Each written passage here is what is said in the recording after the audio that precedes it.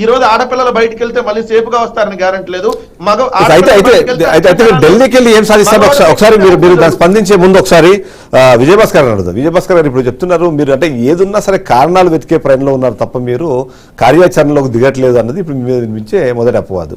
అంటే కేవలం ఒక హత్య కేసే కాదు, అత్యాచారానికి సంబంధించి ఇష్యూస్ కానివ్వండి, బాలికల మిస్సింగ్కి సంబంధించి కానివ్వండి, గతంలో మీరు ఏదైతే చెబుతూ వచ్చారో, ఏదైతే ఆరోపణలు చేస్తూ వచ్చారో, ఆరోపణలు ఎంతమాత్రం నిజమన్నది పక్కన పెడితే ఏంటంటే ఇప్పుడు మీ ప్రభుత్వం రాగానే ఇలాంటి కార్యక్రమాలు ఎక్కువ జరిగిపోతాయి, ఇలాంటి సంఘటనలు బాగా బయటకు వస్తున్నాయి.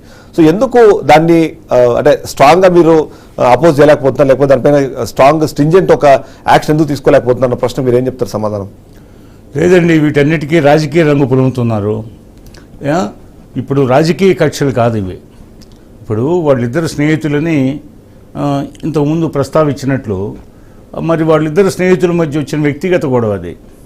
ఆ గొడవకి రాజకీయ రంగు పులుముతున్నారు.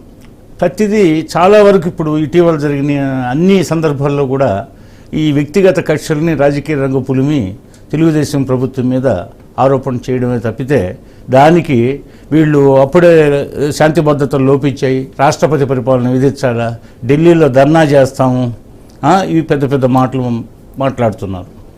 మరి నిజంగా అసలుకి జరిగే చిన్న చిన్న సంఘటనలు జరుగుతున్నాయి. అలాంటి సంఘటనలు జరగడం దురదృష్టకరం, ఎవరు కోరుకోరు. అయితే వాటికి రాజకీయ రంగు పులుముతున్నారు. మరి ఆ విధంగా దాడులు వీళ్ళే పురమాయిచ్చి దాడులు చేయించి వాళ్ళు బలి అయితే ఓదార్పు యాత్రల పేరుతో మళ్ళీ విగ్రహాలు ఓదార్పు యాత్రల పేరుతో మళ్ళా పోయి పరామర్శించి తిరిగి అధికారంలో రావచ్చని కళ్ళగంటున్నారు.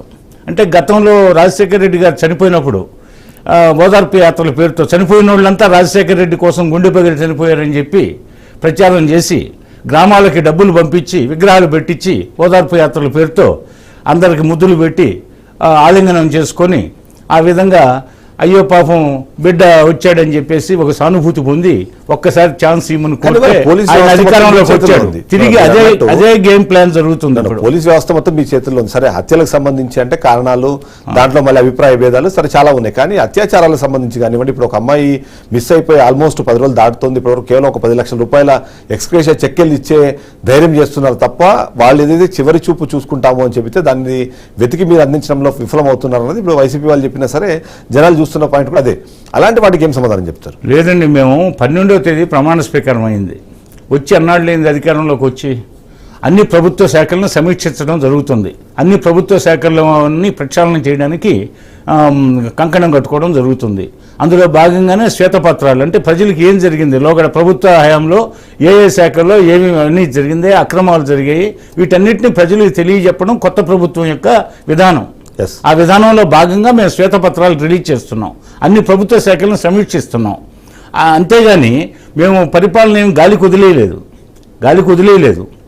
పరిపాలన చాలా నిక్కచ్చిగా విస్పష్టంగా జరుగుతుంది. తెలుగుదేశం పార్టీ వచ్చింది తెలుగు వాళ్ళని చంపడానికి కాదు, తెలుగు వారి ఆత్మగౌరవ నినాదంతో తెలుగుదేశం పార్టీ స్థాపించడం సిద్ధాంతం ఉంది. వైసీపీ పుట్టింది వైసీపీ ఒక ఫ్యాక్షనిస్టు ఏర్పాటు చేసిన పార్టీ అది. ఒక ఫ్యాక్షనిస్టు ఏర్పాటు చేసిన పార్టీ అధికారం కోల్పోతే ఆ ఫ్యాక్షనిస్ట్ భరించలేడు, తిరిగి ఏదో ఒక విధంగా అధికారంలో రావడానికి కావాల్సిన ఎత్తుగడలు పన్నాగాలన్నీ పన్నుతుంటాడు.